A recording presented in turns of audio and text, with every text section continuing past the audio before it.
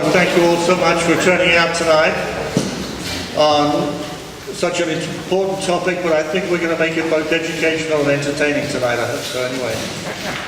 And I want to first start with some acknowledgements and some thanks. And first of all, I want to, of course, acknowledge that we are on the unceded territory of the Coast Salish peoples, and we thank you for their welcome.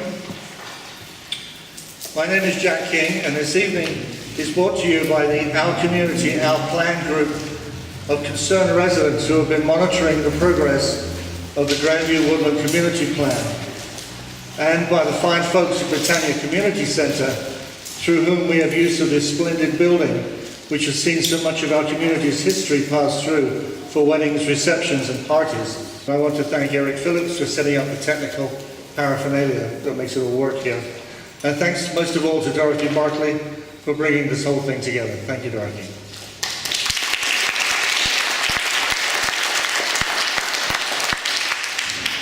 I also want to thank a number of candidates for municipal office who are here tonight, and thank you very much for attending. It is a very important issue for us all here, and thank you for showing up.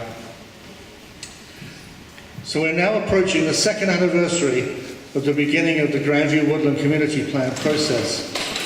And we are more than a year beyond the publication of the draft plan called Emerging Directions, which was roundly criticised at the time of its publication and which was swiftly withdrawn.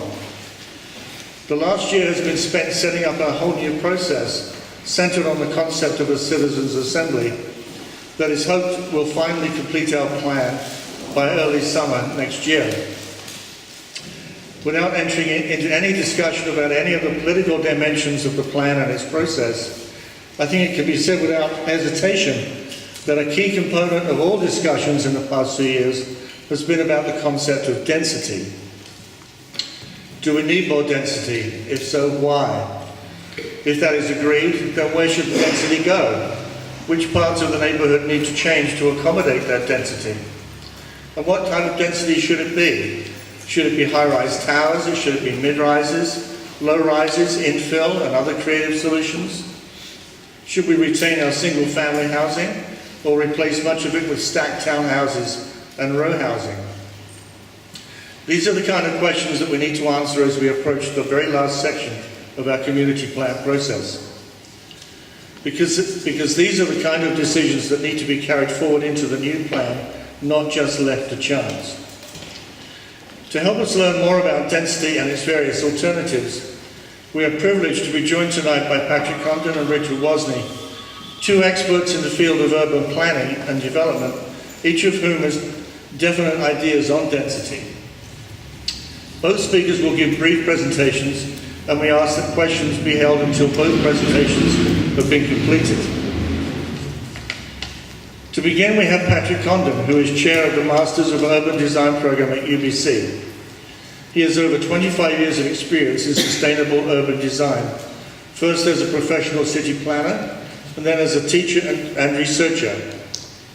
He started his academic career in 1985 at the University of Minnesota, moving to the University of BC in 1992, acting first as the director of the Landscape Architecture program, and later as the James Taylor Chair in Landscape and Livable Environments.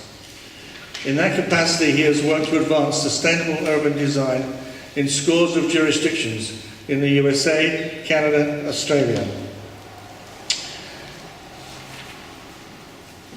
In recognition of the need for collaboration as a fundamental part of designing sustainable communities, Patrick has pioneered public engagement methods and has popularized his methods in his recent book, 7 Rules for Sustainable Cities.